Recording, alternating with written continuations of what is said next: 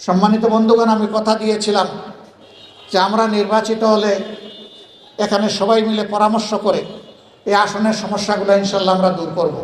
আমরা সবার আগে বলেছিলাম আমাদের এমপি মন্ত্রী কেউ হলে সরকারি প্লট নেবে না, বিনা ট্যাক্সের গাড়ি আমরা চড়ব না।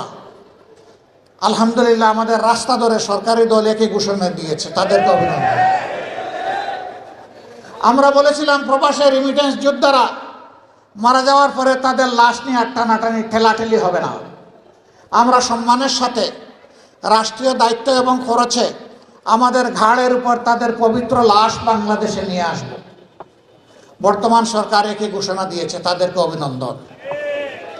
আমরা সরকারকে বলবো মানুষের সবচেয়ে বড় অধিকার ভোটের অধিকার, এটা হরণ করা হয়েছে, আগামীতে এটা যেন হরণ করা না হয়।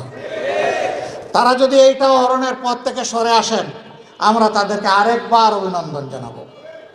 হ্যাঁ, জনগণের ভোটে তারা যদি 100 ভাগ ভোট পেয়ে নির্বাচিত হয়ে যান তখনও তাদেরকে আমরা অভিনন্দন জানাবো।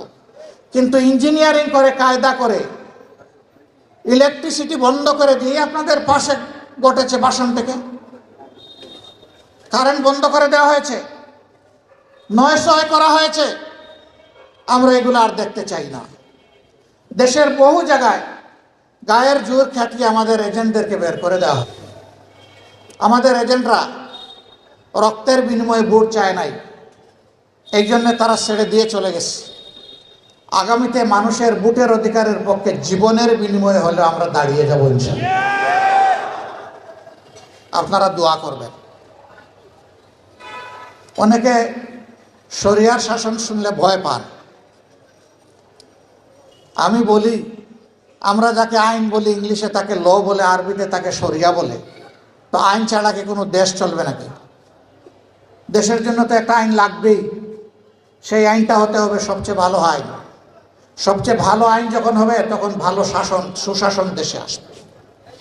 আইন মন্দ থাকলে সুশাসন কখনো আসবে না। এই পবিত্র রমজানের মাসে আমরা সরকারি দলের প্রতি আরেকটা আহ্বান জানাই, কমপক্ষে চাঁদাবাজিটা বন্ধ করে। আর একটা বড় অভিনন্দন জানাবো, কিন্তু যদি বন্ধ না করেন আমরা জনগণকে সাথে নিয়ে প্রতিরোধ গড়ে তুলব ইনশাআল্লাহ। আমি আজকে ঘোষণা দিচ্ছি, এই 15 আসনে যারা চাঁদার জ্বালায় অতিষ্ঠ চাঁদা দিচ্ছেন তারা দিবেন না, এখন থেকে অস্বীকার করা শুরু করেন। কোনো জায়গায় বাধা দিলে আমাদেরকে ডাক দিবেন, আমরা এসে আপনাদের পাশে দাঁড়িয়ে যাব। সবাই মিলে আমরা একসাথে ফাইট করব ইনশাআল্লাহ। কি শুরু করতে হবে আপনাদের জায়গা থেকে। নীরবে দিয়ে যদি স্বীকার না করেন ভাই, আমরা তো কিছু করতে পারবো না।